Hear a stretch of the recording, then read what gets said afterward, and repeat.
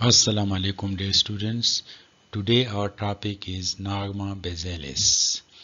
Norma Basalis is the inferior view of the skull when the mandible is removed. We will study the various bones taking part in the formation of Norma Basalis. We will also study the various sutures, the foramina, and the structure passing through these foramina. We will also study the various bony landmarks of this part of the skull. So first of all, we will define the boundaries of Norma Basalis. It is bounded by the alveolar arch, the lower part of the zygomatic bone, the zygomatic arch, the mastoid process, the superior nuchal lines on either side, and the external occipital protuberance. So these are the boundaries of the Norma Basalis. Now, to make it easy for study, we divide the Norma Basalis into three regions by two transverse lines: the anterior region, the middle region, and the posterior region. First of all, a transverse line is drawn along the posterior margin of the hard palate. This is the hard palate, this is its posterior margin, and this is the line drawn along the posterior margin of the hard palate which separates the anterior part from the middle part. Then another transverse line is drawn which passes in front of the foramina magnum at the anterior margin of the foramina magnum. This line separates the middle part of the Norma Basalis from the posterior part of the Norma Basalis. We know that posteriorly the external occipital protuberance and the superior nuchal line separates the Norma Basalis from the Norma occipitalis. Now first of all, we will study the anterior part of the Norma Basalis. We do not divide the anterior part further for study purpose, but we do divide the middle and the posterior part of the Norma Basalis for study purpose. We divide the middle and posterior part into two areas. One is the central median area, and the two lateral area, right and left lateral areas. Let us start with the study of the anterior part of the Norma Basalis. This is the anterior part of the Norma Basalis. This consists of two parts. This is the alveolar arch, the U-shaped alveolar arch, which is made up of the alveolar processes, the alveolar process of one maxilla and the alveolar process of other maxilla joins to form a U-shaped arch called the alveolar arch. These alveolar processes bear the socket for the maxillary teeth. The other part is the hard palate. This is the hard palate. The hard palate is formed by two bones, the maxilla and the palatine bone. The palatine process of the maxilla on either side unite in the midline through a suture called the intermaxillary suture, and they form the anterior two-thirds of the hard palate. Posteriorly, the horizontal plate of the palatine bone of one side and the other side unite in the midline through a suture called the interpalatine suture. So these two horizontal plates of the palatine bones form the posterior one-third of the heart palate, and there is a suture between the palatine process of the maxilla and the horizontal plate of the palatine, which is called the palatomaxillary suture. The palatomaxillary suture. These palatomaxillary sutures, the intermaxillary suture and the interpalatine suture form a cruciform. So this is called the cruciform suture.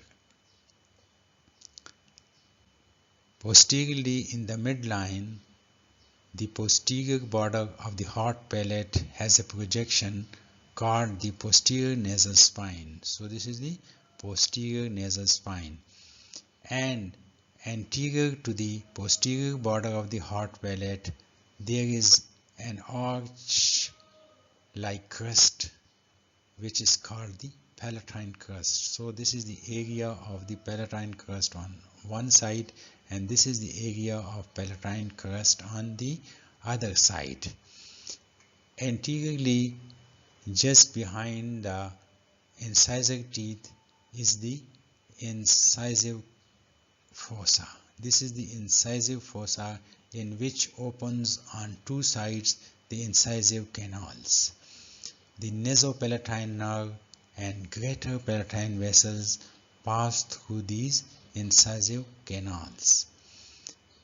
Posteriorly, in this region, there is one large opening and one small. The larger one is called the greater palatine foramina, and through this passes the greater palatine nerve and vessels. Posterior to it is another foramina called the lesser palatine foramina, through which passes the lesser palatine nerve and vessels. This is the middle part of the Norma basalis. We do not divide the anterior part further, but we divide the middle part and the posterior part into the central median area and the left and right lateral areas for the convenience of our study. So we will start first with the central median area. Now we will start with the central median area. This is the central median area and this is the lateral area. The central median area anteriorly has two posterior nasal apertures, which are the posterior opening of the nasal cavity. These two posterior nasal apertures are separated by a bone called vomer bone. The vomer bone split into two thick plates, the ala of the vomer, and these ala of the vomer articulate with the sphenoid bone. Posterior to the vomer bone is a wedge-shaped bar of bone which is formed by the union of the sphenoid bone and the basilar part of the occipital bone. The surface of this wedge bar of bone is quite irregular. Anteriorly, it is irregular due to the presence of pits, and these pits are due to the pharyngeal tonsil. This forms the roof of the pharynx. Posterior to this is the pharyngeal tubercle. Now coming to the lateral part is made up of the two parts of the sphenoid bone, the pterygoid process and the greater wing of the sphenoid, and the three parts of the temporal bone, the petrous part, the squamous part and the tympanic part. First we will study the two parts of the sphenoid bone. So this is the pterygoid process of the sphenoid bone. The pterygoid process splits into two plates, the medial pterygoid plate and the lateral pterygoid plate. Between the medial and lateral pterygoid plate there is a fossa called the pterygoid fossa. The lateral pterygoid plate is quite large and it forms the medial wall of the infratemporal fossa, which can be well appreciated in the Norma lateralis. The medial pterygoid plate has a prolongation called the pterygoid humulus. This is humulus because it is hook-like. This is the pterygoid humulus. Here, the medial pterygoid plate splits to enclose a triangular small area called the scaphoid fossa. The medial pterygoid plate prolongs in this direction to form the vaginal process of the sphenoid bone. This is the vaginal process of the sphenoid bone, which make contact with the sphenoidal process of the palatine bone and the ala of the vomer. It forms a canal with the sphenoidal process of the palatine bone, which is called palato-vaginal canal.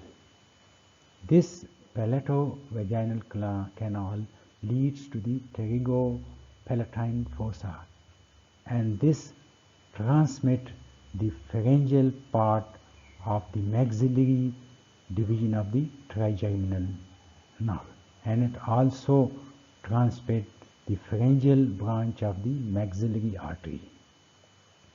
With the ala of the vomer, the vaginal process of the sphenoid bone forms a canal called the vomerovaginal canal. This vomerovaginal canal leads to the anterior end of the palatovaginal canal.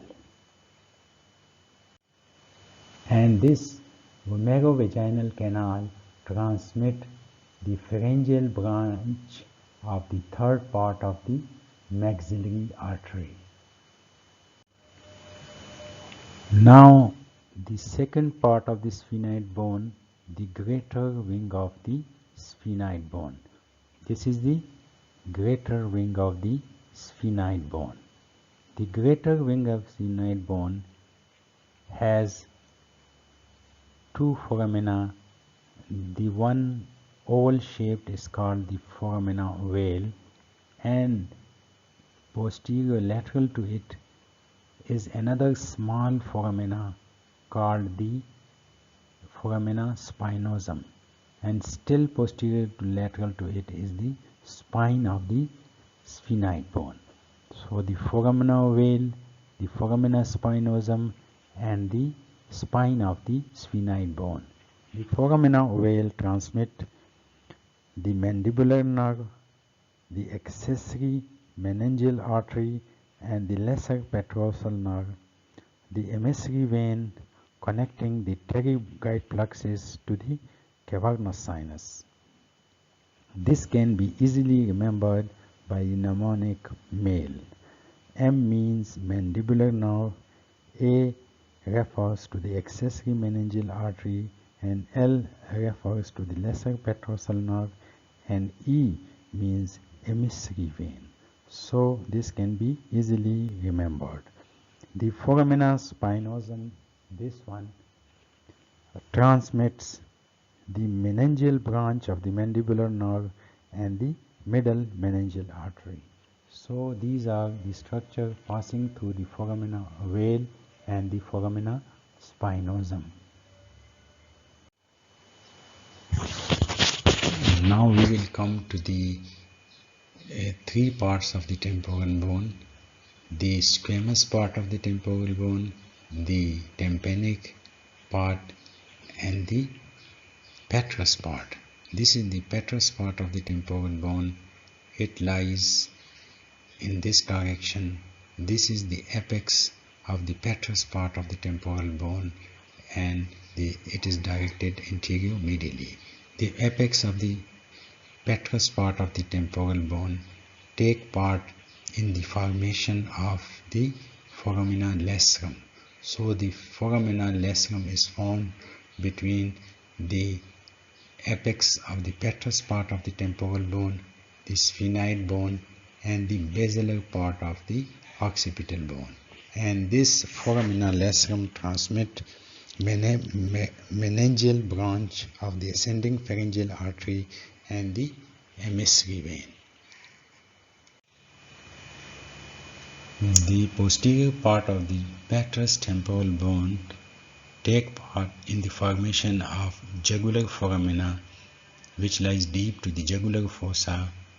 The posterior margin of the petrous temporal bone and the anterior margin of the jugular process of the occipital bone.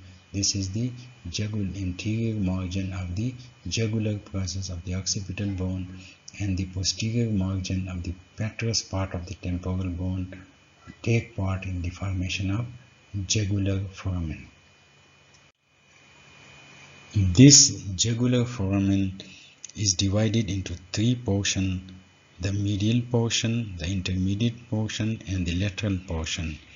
The medial portion transmits the inferior petrosal sinus, the intermediate portion transmits the 9, 10, and 11 cranial nerves, and the lateral portion transmits the jugular vein along with the occipital artery. Here posteriorly is the opening of the carotid canal in the petrous part of the temporal bone. This is the opening of the carotid canal. The carotid canal leads to the foramina lacerum. The carotid canal transmits the internal carotid artery along with its sympathetic plexus. Here between the petrous part of the temporal bone and the sphenoid bone, there is a sulcus called sulcus tubi.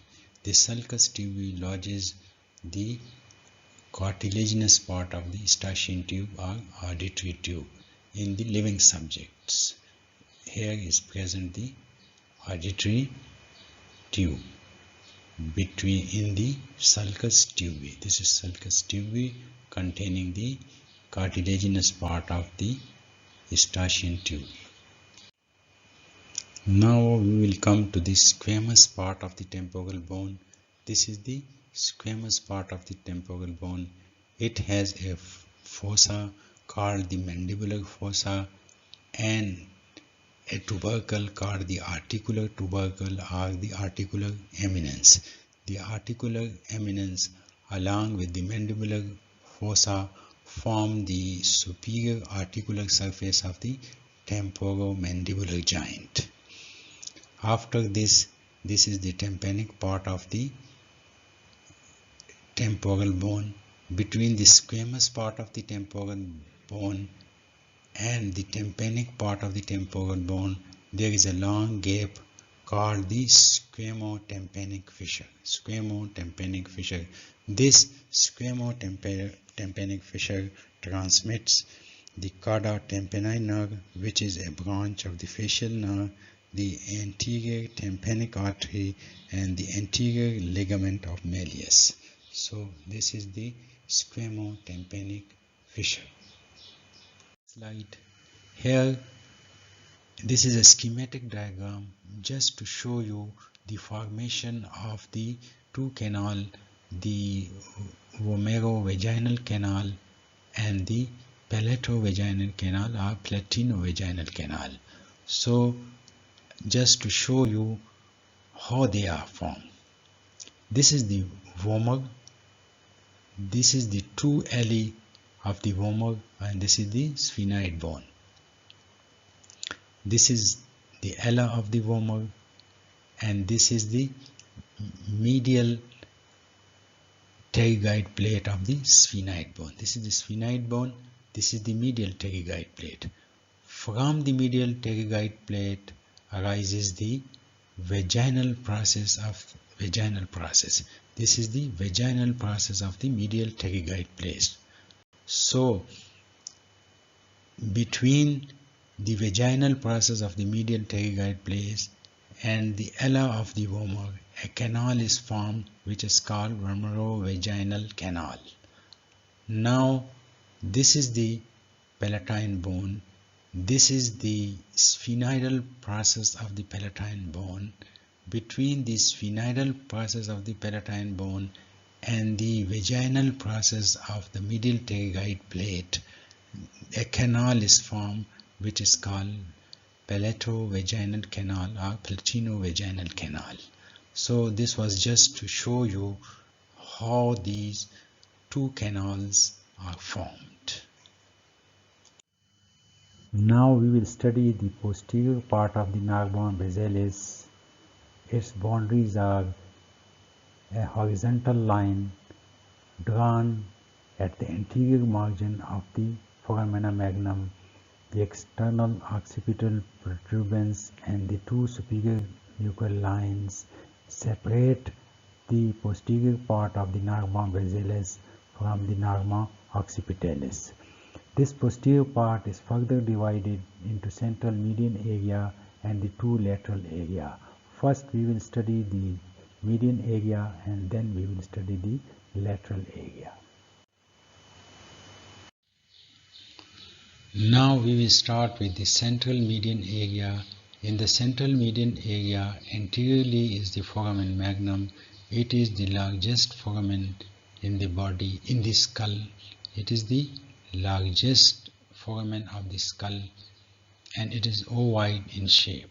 It transmits the following structures: the medulla oblongata, meninges, vertebral artery, anterior spinal artery, posterior spinal arteries, sympathetic plexus around the vertebral artery, spinal root of accessory nerve, and the ligaments, apical ligament of Dens, the vertical band of cruciform ligament, and finally the membranous tectoria. So we have done with the foramina magnum. Posterior to the foramina magnum is the external occipital crest. The external occipital crest extends from the foramen magnum to the external occipital protuberance. Now we will start the lateral part. On the lateral part posteriorly there are superior nuchal lines on both sides which extend from the external occipital protuberance. There are inferior nuchal lines which are parallel to the superior nuchal line, but they extend from the external occipital crest on either side. This is the occipital condyle, and through the occipital condyle the skull articulates with the first cervical vertebra. The posterior to the occipital condyle is the condylar canal, and the condylar canal transmits the emissary vein connecting the occipital veins to the sigmoid sinus. Anterior lateral, the condylar, this occipital condyle hides the hypoglossal canal, and this is the opening of the hypoglossal canal. The hypoglossal canal transmits the hypoglossal nerve. Lateral to the occipital condyle, lateral to the occipital condyle is this jugular foramen. This jugular foramen we have already discussed in the middle part of the Norma Basalis, but it is a content of the posterior part of the Norma Basalis. But we studied there because we wanted to show the relation of the petrous part of the temporal bone with these two foramina. The apex taking part in the formation of the foramen lacerum and the posterior margin taking part in the formation of the jugular foramen. Lateral to this petrous temporal bone, between the petrous temporal and the tympanic part of the temporal bone, there is a pointed projection which is called the styloid process, and between the lateral to the styloid process is a blunt projection which is called the mastoid process. Between the styloid process and mastoid process there is a foramina named stylomastoid foramina. The stylomastoid foramina transmit the facial nerve, the stylomastoid artery, which is a branch of the posterior auricular artery.